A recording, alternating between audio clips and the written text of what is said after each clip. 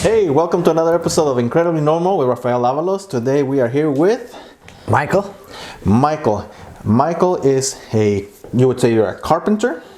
Yeah. Okay. Well, how would you label Well, we that? call it cabinet maker, furniture maker. Okay, but it's all wood, right? Yeah.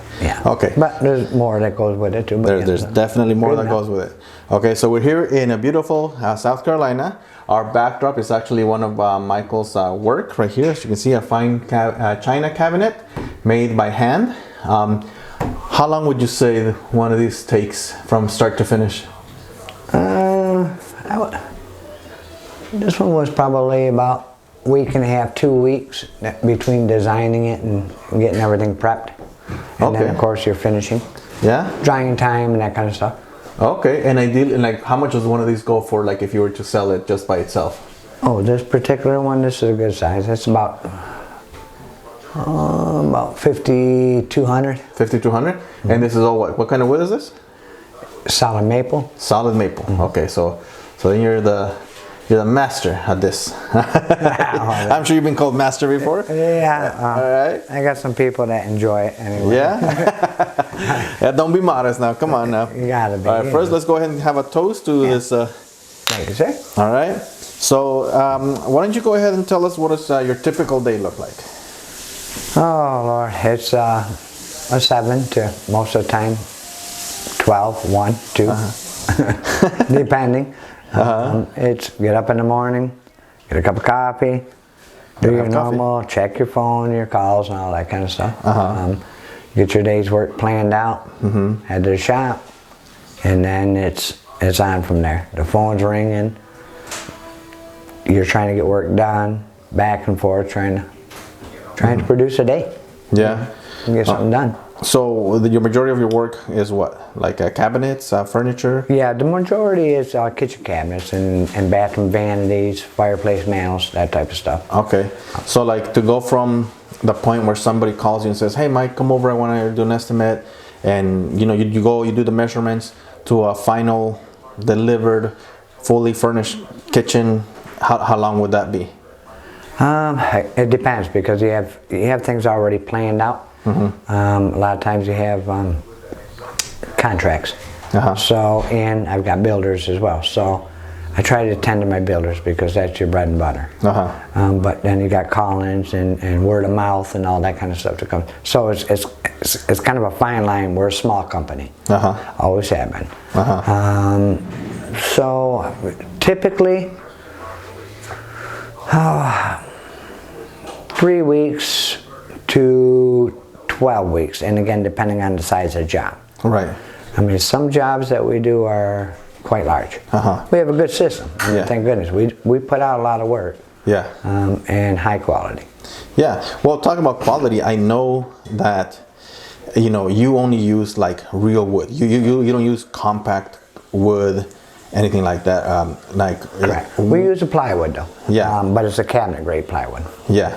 So, but why is that? I mean, you know that most companies will say like, oh, we can save some bucks if we go this way. How come you choose to stay with the real wood? Okay. Well, for one, the plywood it's a strong. Okay, it's layers of wood.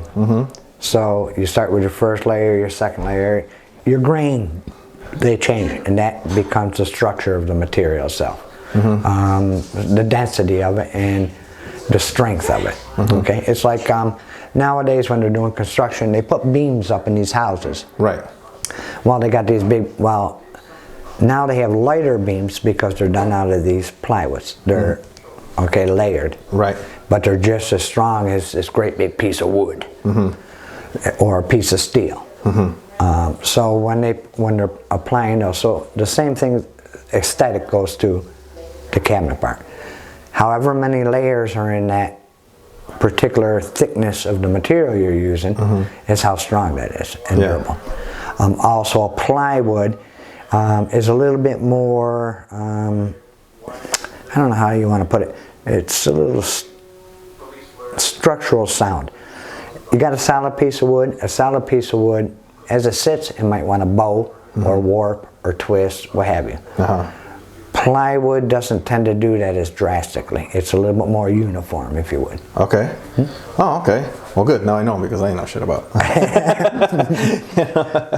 Okay. Now, another thing I know about you is you do all your drawings, all your measurements, everything is done by hand. Correct. Right?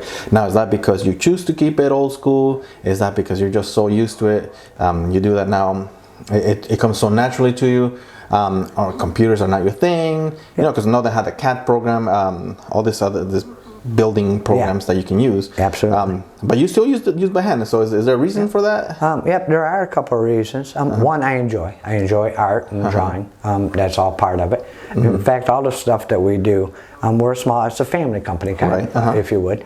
My wife and myself, and the people that we do have, we have a couple part-timers, and we have another.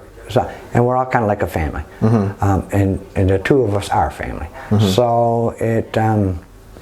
Yeah, it comes back to that. It's how do I want to put it? It's reliable. I have a program. I spent $7,000 on this crazy computer thing. Right. But I am as ignorant as you can get one. You know, I'm afraid everything I'm going to do, I'm going to delete when it comes to computers. So it's faster for me to draw because I have been so used to it. Yeah. Also, my drawings, I'm very specific with it, just like art. So when I draw those out, it's also a helpful selling point for me. Right. Because when I go to the people say, wow, look at the time he spent on these drawings. Right. If he's going to spend that much time on the drawings, what's it going to do for our home? Yeah. For our cabinets and our whatever. Yeah. And it's true. Yeah. It just shows you, if you're putting the time and the effort into it, it shows the people. The people they're understanding of it. They like it. I have had a cat drawn, if you would, and I've had my drawings, and I took it to some people just to see. You know, I said, oh no, my drawings all the way. They're like, why do you even need this computer? You know? Yeah. Look at this. The attention to detail. In fact, when I bought my print, the guy who I bought my disc from for my computer, he says to me, why do you need me? Oh, well, that's not a good selling point for him, but okay. Yeah, and he did. And he's seen my drawings. He said, this is impeccable, you know. And yeah, it makes you feel good, but at the same time, like I told him, well, yeah, I'm getting older. Right. And I have a lot of work. And everybody says, no, this speeds it up. Yeah. And of course, it's nice because you can show three-dimensional turning points, which is good seller. Right. I agree 100%. Yeah. But anybody who has the mentality, when you're doing cabinets and that kind of stuff, a simple face view, top view, and slight side views is enough. You don't have to twist it over and show all the angles, you know, if you for what you're accompanying. They already have that in mind. Yeah. So it's not necessary. Oh, okay. Yeah, okay, that's good. Well, I mean, I can see that, you know, oh my God, you pay attention to detail that much on just a drawing. I mean, you're going to be just as attention to detail making, you know, the cabinet, making the furniture, so, yeah, okay, I get it. Yeah, that's good. And how long have you been doing this altogether? Even before owning your own company? Oh my God, I've been in the woodwork and everything about 45, 46 years. Whoa, okay, so that's quite a bit, okay. So yeah, it's safe to say you know what you're doing then. Yeah, absolutely. Okay, fantastic. Now, was that always here in southern South Carolina? No, I'm from New York. And you started the woodwork over there in New York? Yeah. Oh, okay. What was your first job? Actually, most of the stuff, it's weird because as I was growing is how it was apparent. I started off, I was kind of young. Actually, I've been working since I was about 12 years old, so I used to help out on some farms and stuff like that, doing those, you know, and as you grow. But the first good job that I had, it was doing hardwood floors. Oh, okay. So I started off with the hardwood flooring, and it turned out well. I worked for another company for several years, and then started my own company with a partner. Okay. And then the two of us progressed that quite well. And then, it's kind of a long story, but to make it short. Sure. I met a woman, blah, blah, blah. She's from here. We got married and we ended up moving here. So I parted with my company. But when I was there doing hardwood floors, I did cabinets on the side. Oh, okay. So while I was doing flooring, on my own time I made furniture, or I refinished cabinets or things like that, you know. Oh, okay. So I did a little bit of cabinetry and that kind of stuff off the side of it. Probably the first real job that I did was siding and roofing. Oh, okay. I used to help out, not big time hands-on, but helping out and participating and learning from it. Okay. Also my family, ever since I was young, my grandfather, my dad, my uncle, good people, good teachers, they were all into that. They were always doing projects and different stuff. Right. And I had, of course, I had to get my hands dirty. Right. So that's there I was. That's what you learn. And then of course in schooling, I took some schooling. Yeah. Enjoyed it. Okay. And that's kind of how it started, the biggest thing. And then it went from there, like I said, to the company, the hardwood floor, and then cabinets on the side. And then when I ended up coming here, it flipped. And I did more cabinets and less flooring, just because of there was so much demand for it. Oh, okay. I didn't have enough time to do both. So when you went to school, was that like a trade school? Was that university? No, it was just high school. Oh, high school? Yeah, I was fortunate. Back at the time when I went to high school, I know they take a lot of the things out now that they've had, but I've heard that they're trying to bring some back, which I think is great.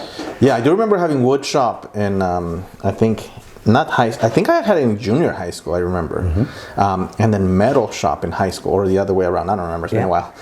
Yeah, and we did. Yeah. We had those back in the time, but then they deleted them for some odd reason. Dangers, I guess, maybe lawsuits, who knows, you know. Getting obsolete.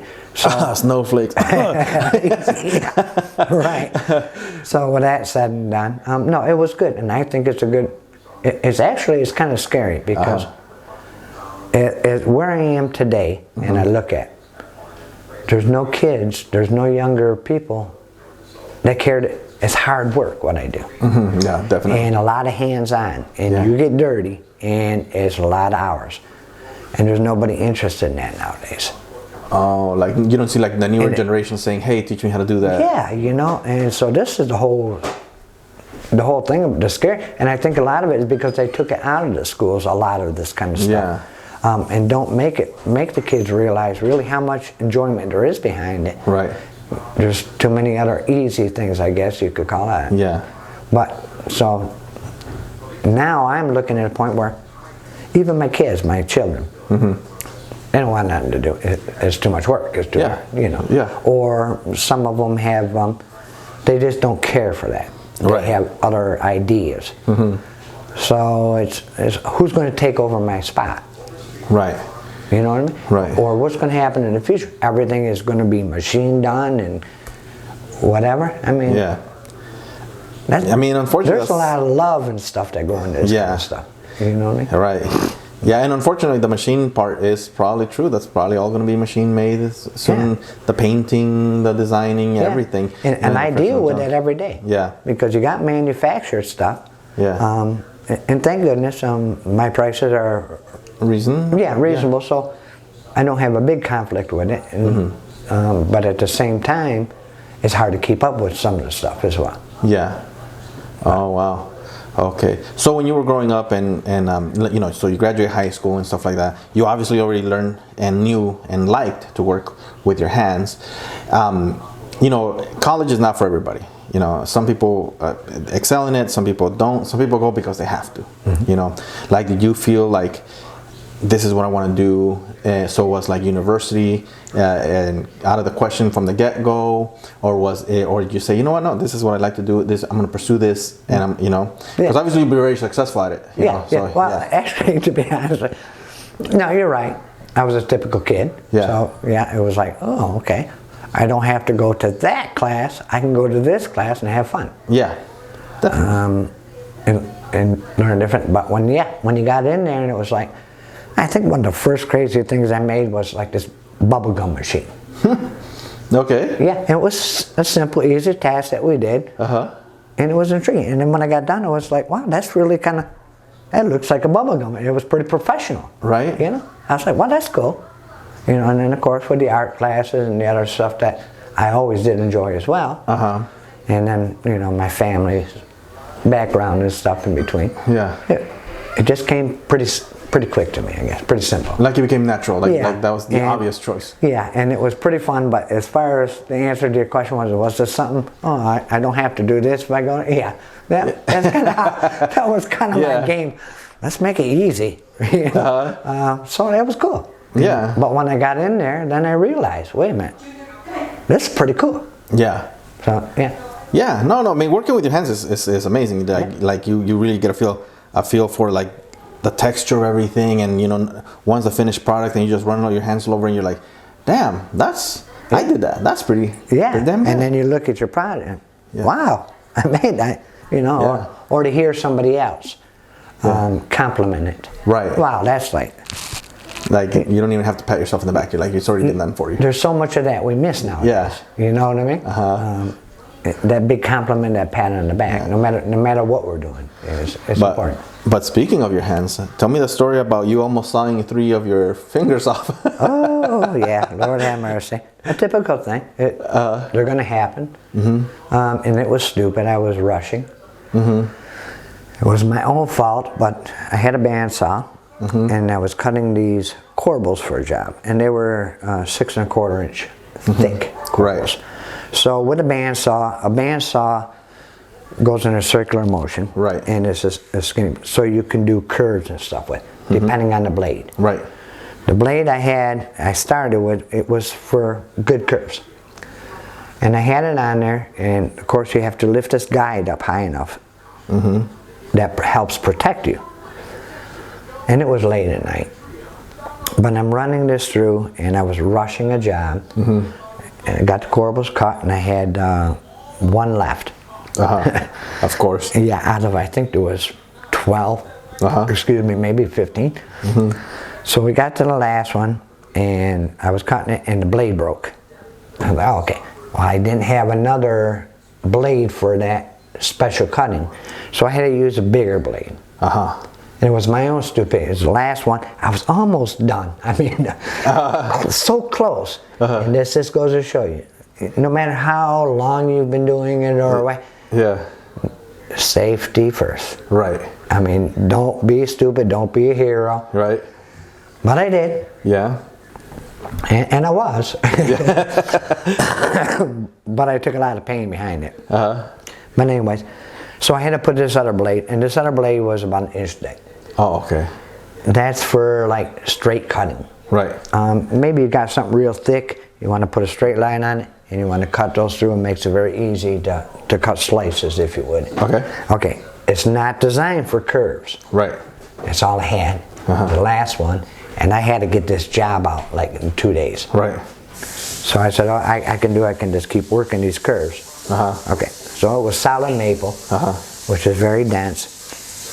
While I'm working the curves, they was doing banding noises, pushing and then pushing and then pushing. And then I came around the last corner as I was pushing, and the blade straightened out. Okay, that's what it's made for, straight cuts. Well, when it did, it was like butter. And my hand just like punched it.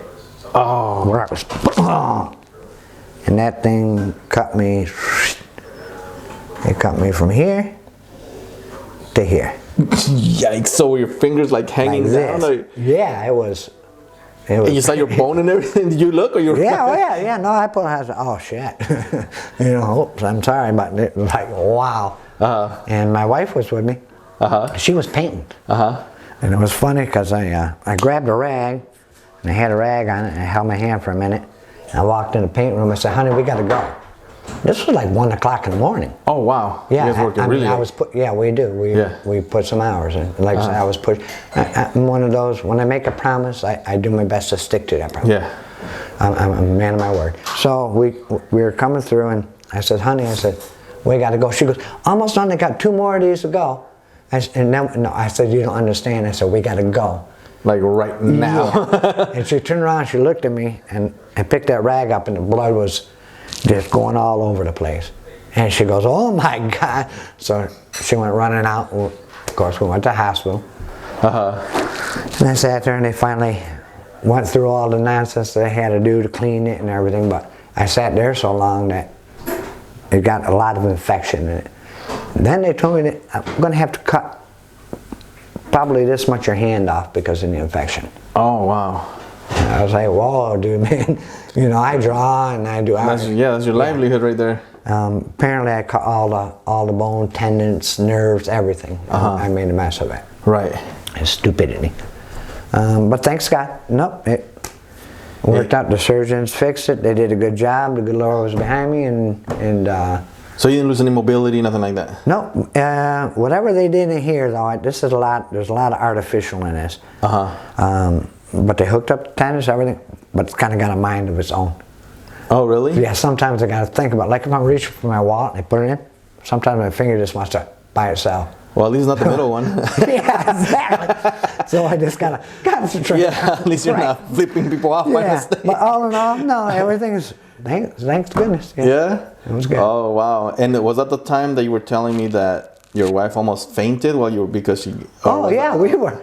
This was impeccable, man. We're in the emergency room finally after getting seen. And the only reason I got seen out, we sat out there from 1 o'clock. I didn't even get seen till like 7:30. So even with that cut, did you show that cut to the people? No, we went in there. It was a typical, okay, what's your problem? I ran my hand through a saw. Okay, you're bleeding? Yeah. I guess maybe because I wasn't in hysterics, I didn't go in an ambulance. I don't know what the problem was. But, okay, well, first come, first serve, obviously. So, okay, go over there, we'll call your name when you're ready. So we were sitting in the waiting room and I had that rag on there just holding the pressure up, trying to keep it above my heart, you know. Right. Keep the throbbing and like they say, to help keep the blood from pulsating so much. Yeah. But it was 7:30 in the morning, and it just so happened that one of my relatives was visiting, and they came through and seen the security guard. And the security guard at the place said, hey, look, man, he said, you can't go in there, there's already company with him. He said, and he explained who he was, and he was coming through. So he said, okay, let me follow you, make it quick, let's go. He came in with him, and he said, how you doing, bud? And I said, I'm pretty good. I pulled a rag off like that, and the security guard looked at my hand and goes, you ain't been seen yet? Poof, he went through the doors, and thank God.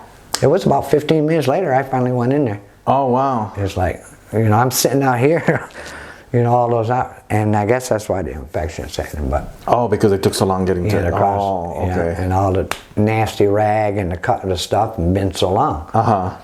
So, anyways, they were flushing it out, and holy Jesus, that doctor was shoving needles in, you know, to numb it, and flushing it and cleaning it, and pulling the stuff back. Well, my wife was standing here beside me, she was watching, and they pulled that skin back like that, and they were trying to flush all that because my finger was kind of hanging dangling. And this one was going like this. Oh, yeah, I can see the scar right there. Yeah, it was pretty nasty.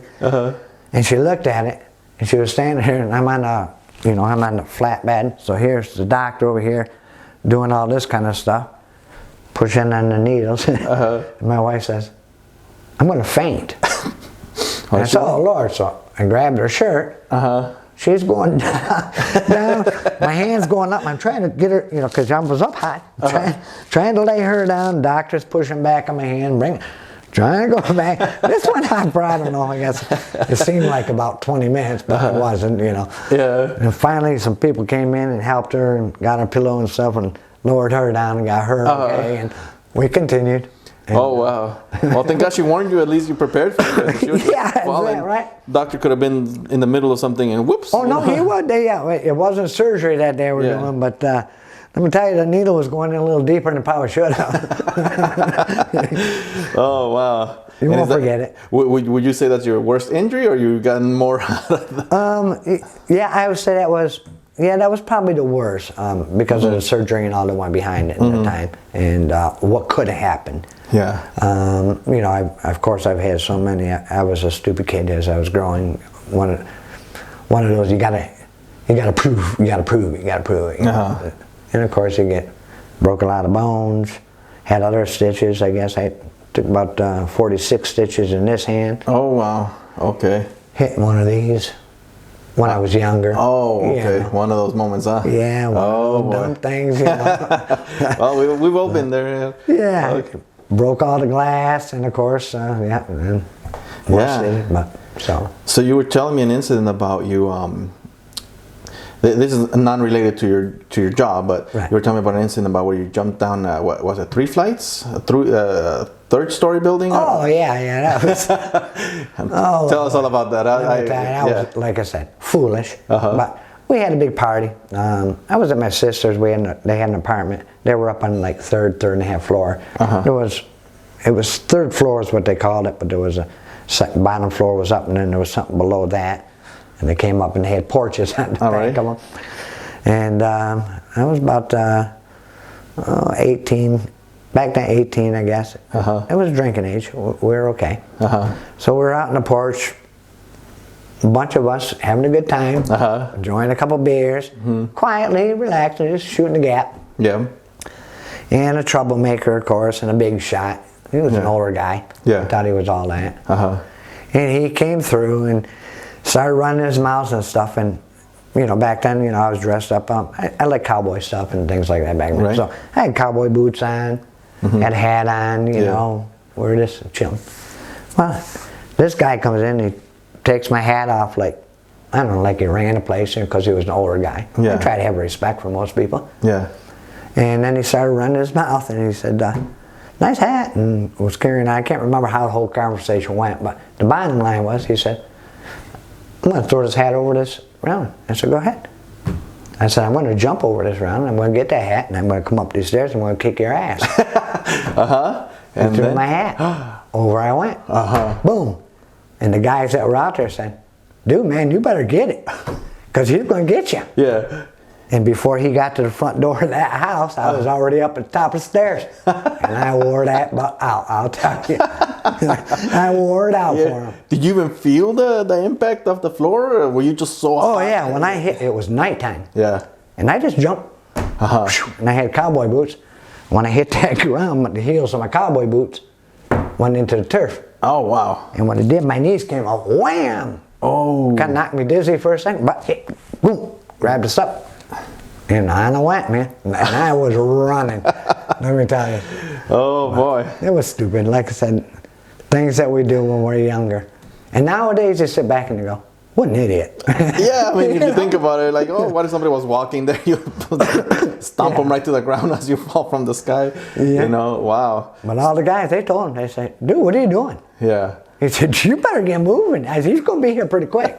And they all know me. Well, live and learn. You wouldn't be doing that now, right? And then he went and cried to my sister and said, I don't want your brother here anymore. I'm going to tell the people your brother's not allowed here anymore. He was jumping off the railing, and that's because I beat his butt. He was just trying to create. It was crazy. Well, now, why would your sister listen to him? You know, like, exactly. I don't want your brother here. Like, okay, that's hilarious, though. It is. Yeah, but listen, let me ask you about this though, because I always like to ask people about different stuff. Okay, I heard you lived in a haunted place. Yes, I did. All right, how many did you live in? At least 3. At least 3. You know, lay it on us. Let's see. Well, I mean, the first one I ever lived in, I was younger. You know, a lot of people don't believe in it and different stuff, and it's not. I believe in it because I've been through it, and there's no way to explain it. To stuff like that. But when I was younger, we were in a house, and it wasn't our personal house. I was visiting with some other family, good friends of my mom's. And they were like family.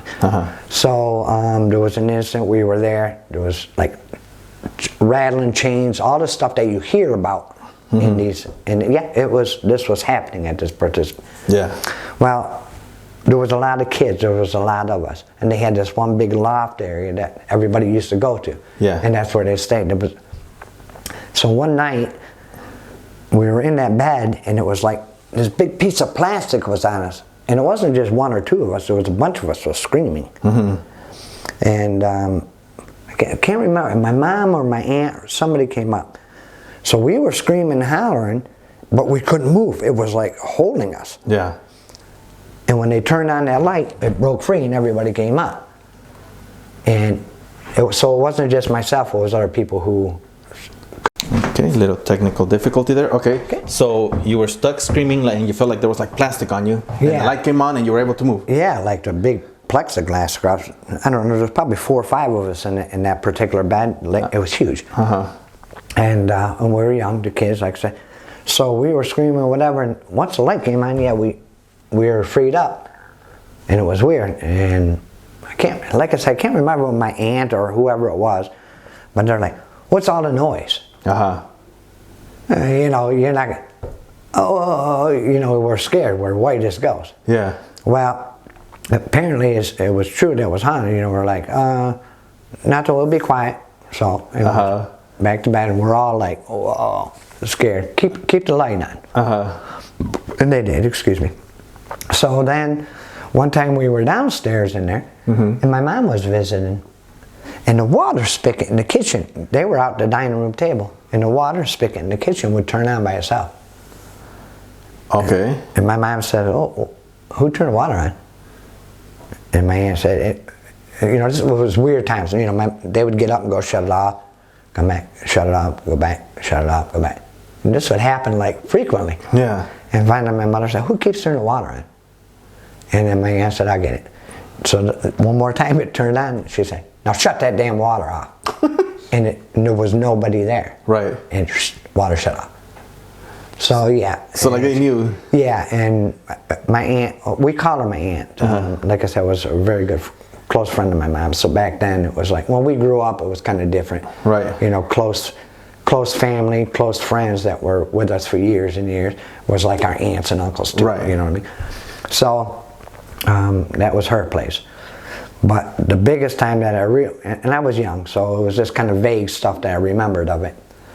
But when I came to South Carolina, that was the first time Okay. And I had a trailer that I was renting. And I was in that trailer, and it was just by myself. I had separated with my first wife and everything. So I was in there, and I was excited about it. So I was cleaning and doing things, and I got ready to go to bed that night, and the master bedroom was down the hall by itself. And I was cleaned all that, got everything done, made the bed, boom, boom. And I was sleeping that night, went to bed. And then something just woke me up. And when it did, I had bugs, like flying ants, bugs all over. And they were all over me like I was just packed with black bugs all over the place. Ceiling was like hanging in, like sagging in. And it wasn't like that one. I mean, you know, but it was like the insulation fell and all this was going on. Dude, man. Sounds like a freaking movie. Yeah, I jumped up like I was knocking stuff off me. I was going crazy, right into the shower. I mean, immediately. I threw some water on me and I'm going, whoa. I came out of the shower and went back. Everything's normal. Like nothing ever happened. My sheets were pulled. There was nothing. Wasn't a bug in there, nothing. I was like, I mean, just a bad dream. Okay, yeah, yeah, bad dream. That's right. Okay, wait a minute. This is cool. So, I'm going to sleep in the living room. So I went in there, because it was pretty real. Right. And I slept on the couch. And then, I don't know, sometime later as I was there for a couple months.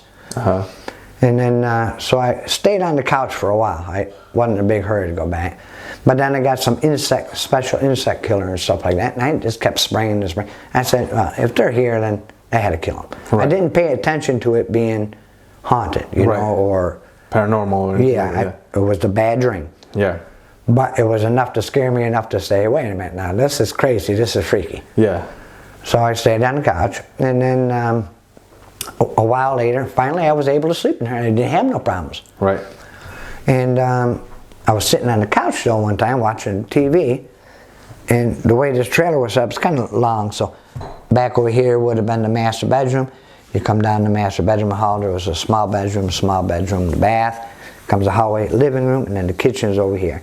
You go through this little turnaround, and it was kind of open wall halfway. Yeah. And I was sitting on the couch watching TV. I can't remember what it was. I think I was watching the races, actually. But anyways, watching TV, and all of a sudden, I seen this thing go by me. And I was like, what was that? And I looked. And I was just looking in the kitchen like, did I see something? Yeah. So the first part, just looked, I didn't say nothing. Okay. And then I turned again, you know, I gave it a second, and I turned again and I looked, and I seen this man, a shadow. It was a man, black top hat, all black suit, all black clothes. I walked right through the house, right through that kitchen. I was like, whoa, what was that? I mean, I went out the door, I went around the house, I looked all over. There was nothing there. And I said, okay, well, maybe I had too many of these. Yeah, right. Again, went to bed and everything. Well, I had some family that came by. Not personal family, from the past, from my ex-wife and all that. They were looking for a place. I said, yeah, you guys can stay, man, not a problem. Well, he was a good buddy, and I don't want to bring names into it. Right, yeah, no. He was here, and he says, sleeping on the couch. I went to work. I come back, and he said, hey. He said, you ever see anything weird when I got home that day? He said, you ever see anything weird or anything in here? And I said, no, what do you mean? He said, you never seen anything weird? I said, like what?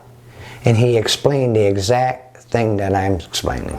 He's seen the exact same thing with that shadow walking through there. Oh. Yeah, and so it scared the dickens. He said, listen to me. He said, this place is haunted, and I'm gone. So thank you for letting me stay, but it was too much. Yeah. I don't know if he believed in it and other things, but he told me the exact same thing I'm telling you. I never told anybody. Right. And he told me. Okay, so I still stayed, and he did. And then another friend wanted to stay, and they did. And I was gone. When I got home, they told me the same thing. They said, I gotta go, and you probably should too. He said, this place is haunted. I said, what are you, nuts?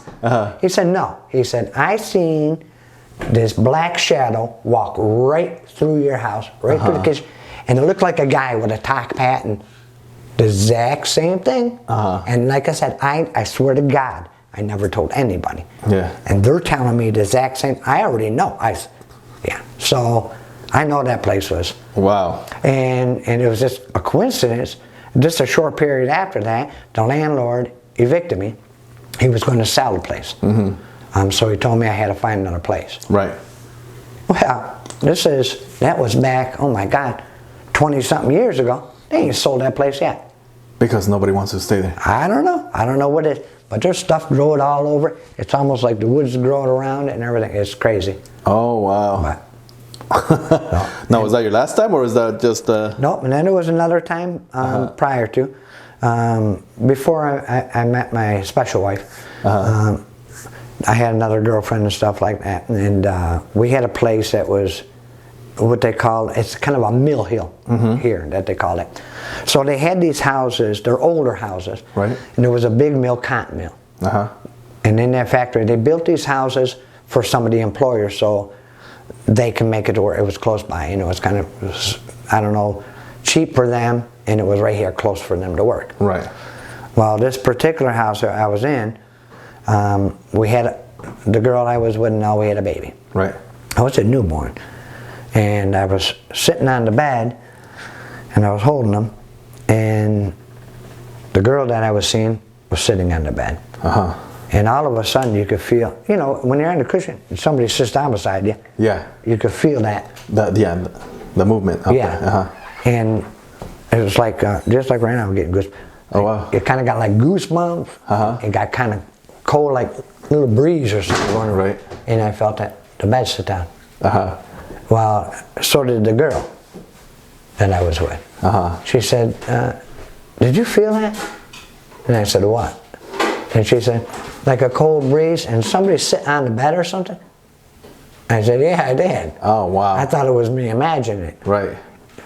It didn't hurt. It wasn't like it was hurting us or anything. But you could feel it. There was something there. Right. And then there was a spot, so I was trying to fix the house up. And there was this closet. And it was kind of a weird closet. There was a chimney, and it was next to the chimney, so the closet went all the way up the length of the chimney, all the way up to the roof. Just opened up in there. And I said, oh, cool, man, I can build some cleats, put some cleats up and put some shelving, like U-shaped shelf. Right. So I started doing that, and I was putting them up. So when I was in the class, it wasn't real big. So I was in there, and I kind of had my foot on these supports, and I was kind of leaning back, and I was putting the stuff in. Yeah. Well, I had a light bulb, a lamp with a light bulb in there. And no shade on it, stupid. Right. But I had it setting up in there so I could see what I was doing as I'm working. Right. But I had a sound. I mean, there was no knocking it down. It was there. Right. And I'm in there and I'm working on that. And the girl that I was with, she says, something else, I heard more noise or something else is going wrong. And I said, don't bother me right now. I'm almost done with this. Let me finish this off. So apparently, this ghost didn't like what I was doing in there because that lamp fell. Just out of the blue. Nobody touched nothing. It just fell. And when it did, you know, my reaction was to catch it. Right. It fell. And that doggone thing burnt a hole on the back of my arm from the light bulb. It was so damn hot. Oh, wow. Yeah. And then when I came down, I could hear those noises, and they were knocking noises. Wow. So I just took it as, okay, no. Yeah, like... Obviously, this is not a place for me to be working, and that was it. Did you leave soon after that, or were you... No, I just left that and never did anything more to that closet. Left it the way it was. We stayed there for quite some time. Never had no major, not like this one with the black guy and stuff and the bugs. Yeah.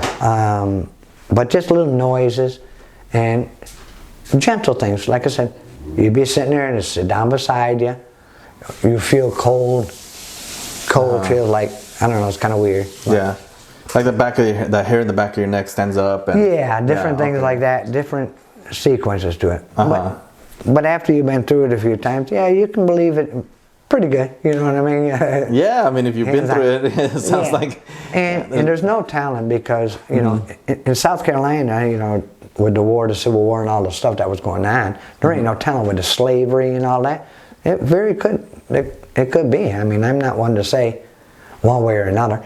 I'm not going to say that, yeah, well, for sure there's ghosts or what have you, people, but I know what I had happen to me, and I'm thumbs up, dude. You know? So. Well, have you ever thought about, you know, a lot of people say they see the man with the hat. Yeah. A lot of people, including my wife. Okay. I have seen the man with the hat. You know, and so I've actually have read up online about it, and they say that that's actually not even a ghost. That's not your regular run-of-the-mill. Somebody may have died here before. Right. It's actually supposed to be a demon. Yes, and this is what in fact, I think it was my mom who told me. Because I had called my mom and I said, you know, I just seen the funniest thing. And I told her what I seen. And she said it was all black, a top hat and thing. Yeah, and she said, I think she said it was a spirit or something, that it was, no, she said, that's not good. You need to go ahead and leave that place. Yeah, so when people were telling you need to leave, that was good advice. Like, you need to get the hell out of there. Exactly. And then, of course, and it was weird because just a short time after that is when the landlord came back. And he told me, you know, I'm sorry, I can't rent this anymore. We're going to be selling. I said, why? He said, we're going to be selling it. We got some people that are wanting to buy it. And I said, oh, okay. Well, so I had to go look for another place. Right. And everything else, get the stuff together and all. So I only had like a week or two to get all my stuff and go find something else. And I couldn't find anything, so I went and stayed with a buddy of mine who was nice enough to say, well, you stay here for a little bit and I'll help you find it. So that was cool. So I had to get out of the place almost as quick as I got in. Right. You know, I don't think it was 2 months that I was been able to rent it, so there ain't no telling. Oh, wow. But like I said, 20-something years later, and it still ain't gone. Yeah. Well, you know, they say everything for a reason. Maybe, you know, maybe it was a good thing that they asked you to leave, because who knows? Hey, I'll give it to them, man. Yeah. Hey, you know, sit there and argue like, no, I want to stay in the haunted house. Yeah, right, you know? Exactly. Yeah. So whatever that spirit was, my mom told me, there was something with that, because it's not a normal, like you said, what people say. Yeah. A ghost. This is something different, a demon or something. Right. It's bad. Yeah. And it might hurt you. Exactly, yeah. So, well, one never knows. I mean, whether you believe in those things or not. I mean, if you live through something like that, you would say like, okay, no, I know what I've seen. Like, I wasn't drunk, I wasn't high. Oh, no. Yeah, like It was impeccable because, like I said, the people that were there staying with me, they've seen it. And like I said, I swear to you, I never said anything to anybody. I just seen it and I was like, okay. You know, one of those things, is this a dream or what have you, or reality, or what? In fact, I think even one time I told it. I said, you're not scaring me. I said, go on, you know, you want to do your thing or whatever, just leave me the hell alone. I'm talking to like, let me sleep. Yeah, yeah. You know, yeah. Like, I think that's what I did too, if I remember right, what I did in the bedroom. You know, just leave me alone and let me get my rest, you know? Yeah. Yeah, because either way you gotta wake up to go to work the next day. So yeah. And so most of the time, like I said, it wasn't like every day. It was just like certain times and what have you that it came through. And now I notice here there's a lot of churches, like a lot. Yeah, oh yeah. Like I can't throw a stone in any direction and it lands on a church, right? Yeah. Like, did religion play a big part of your life here in South Carolina, or are you involved with a church? I'm not involved with a church. I probably should again one day. You know, I'm Catholic. Right. But I don't mind a lot of churches. I like to learn as much as I can, you know, about the good Lord and the ways of stuff. But, you know, I don't want to feel like I get caught in a cult or something like that. But at the same time, I don't mind listening to several people's. However, it does get confusing. Right. Because there's so many different ways about it. You know? Yeah, and there's so many denominations too. I've seen different types of churches that I'm like, wow. Yeah. Like I wouldn't know where to go. Like if I was like, well, which one do I go to? In the beliefs. I think it's best to, whatever church that you were being brought up with is probably one of the best ones. But at the same time, you got to follow your heart. Yeah. You know, for real. And that's why I said I've gone to the other ones. And even as today, I haven't been to church in quite some time. But I talk to good Lord. I talk to the Lord a lot. You know? Yeah, I bet in those 3 instances you were talking. Oh shit! Like, forgive me, Lord. Oh, forgive me, Lord. You know, yeah. Okay. So, you know, you and I both came from a different generation. You're obviously a couple of generations before me and mine. But you know, talking about like the work ethic of back then, and you know how now. Do you think that the way kids are being raised now compared to like how we were raised, it's not necessarily bad because it's different. Yeah. But you know, but what is your take on that? Like, I do. I see a lot of things that I would wish or hope could change in factors because. But everybody's busy, and it is a newer generation, and everything seems to go faster. I mean, faster and faster and faster. And it's not just because I'm getting older. I know everybody says, yeah, you get older, it takes you longer, and things are going faster. I don't care. Yeah.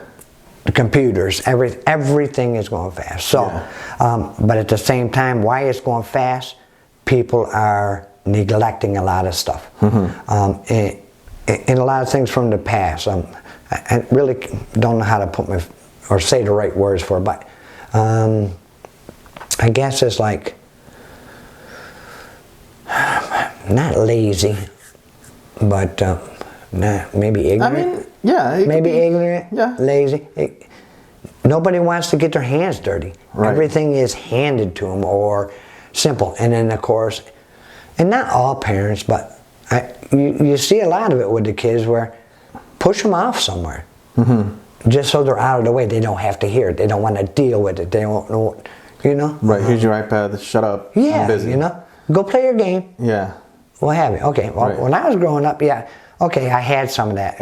If the adults were together, the kids weren't playing around with the adult stuff. Right. At their time. At the kids' table. Well, we had the rest of our cousins and what have you. That we had people to hang out with and whatever. So it was kind of like, y'all go to this room or you go over there and. You know, go hang out and do that. And, you know, of course, you always had somebody always checking. You okay, blah, blah, blah. But you didn't involve yourself with their task. Right. Okay, so nowadays it's like they're being pushed that way. Yeah. Sometimes I could see it a little bit. By the time you get home that day, you're so exhausted. Mentally, physically, the day went so fast, everything else goes. So I could see it being pretty easy to say, just go play a game. Yeah. you know. So I don't know. It's kind of a hard judgment to make, and I'm not one to be able to put hands on that. But in my opinion, I think the generation has changed a lot on the upbringing, and I think they need to bring some of that other stuff back. Like for one, giving the kids some things to do. Take the trash out. Pick this up. Pick up your room. Clean it. You know, the hygienes. That's a big factor. The hygienes. Oh yeah. Those kind of things. Yeah, I think a lot of those things are lacking. Yeah.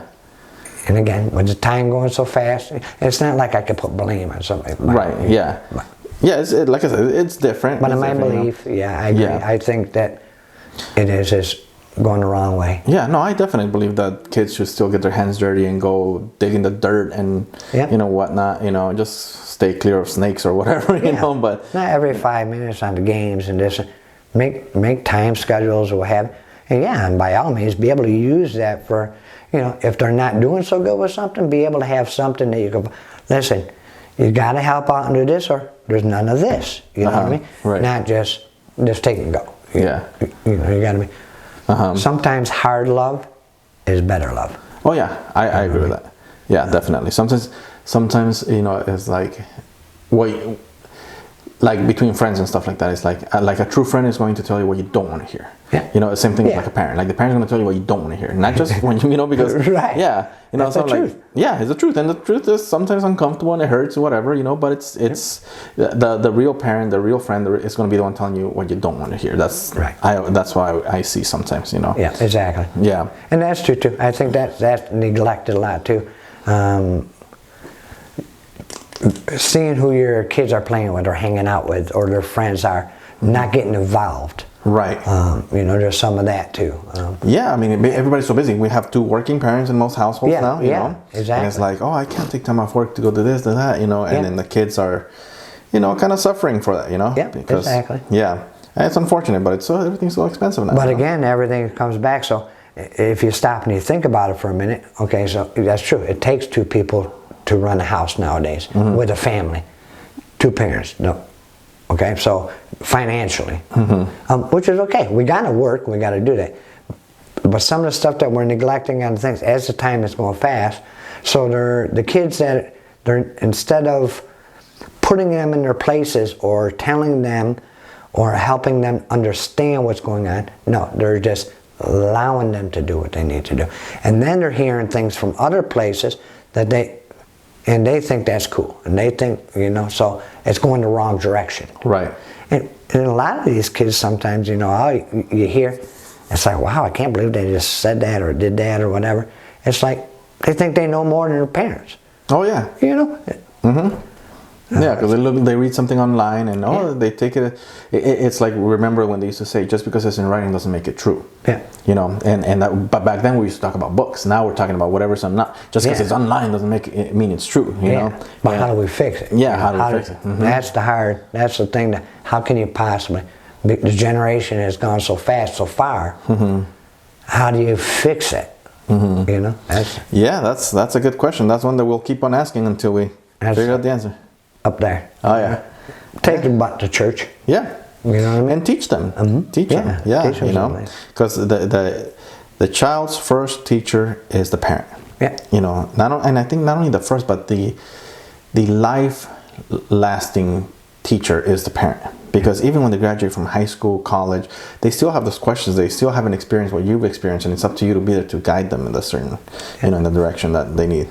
You know, but as far as your, you know, talking about the fast life and I mean, and everything moving so fast, where do you see the future of your line of work? Do you think it'll still be? Yeah. Oh yeah. I feel confident that we'll still do ourselves. We'll still do well with it, and it doesn't even. It's like our business is our love for the business.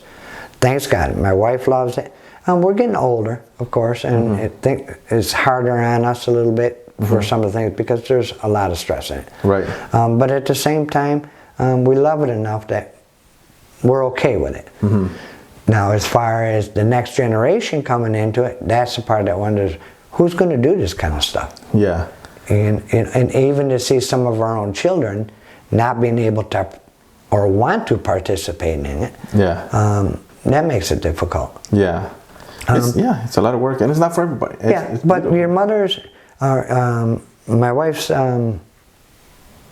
other son, he does a lot of that kind of stuff, and he's showing interest. So it kind of got some hope there that maybe I can lead him in some right direction. In fact, he's even asked that he wanted to learn some stuff from it. So I hope that that works good on that part. Good. But that's the only, as far as my own, that's the only thing I've got to rely on, because my other children know. Yeah. Well, yeah, I mean, same thing, honestly. Like, it's just not for everybody. Like, I love art, I love to paint, I love to draw, I love to do photography and stuff like that. But I suck at something like this. Like, I couldn't do it. I couldn't do it. I know myself. I know I could probably do the grunt work. Hey, you know, scuff this, or the patience. Your patience. Like I could probably do that, but ask me to do these little intricate designs or actually design the entire thing myself. Like, no, I could tell you, I can't. I can't. So why would I even fool myself? I wouldn't. You know. So that's pretty awesome. Why don't you tell us a little bit about your company? Like, for example, can you give us like the phone number and see how people can get a hold of you if they want to order some things? Oh yeah, it's I'm from South Carolina. Or we're in South Carolina. Excuse me. And my company name is Affordable Woodworking Solutions. Okay. Thanks God, we have a good name, and we do a lot of good work. And my number is 864-354-0307. Okay. And a phone call. A lot of times you have to leave a message because, again, we're a small company. And the machines are loud. So sometimes you don't hear, and you can't answer the phone. Otherwise, every 5 seconds, or you don't get nothing done. And you're located in Anderson, South Carolina, but you service...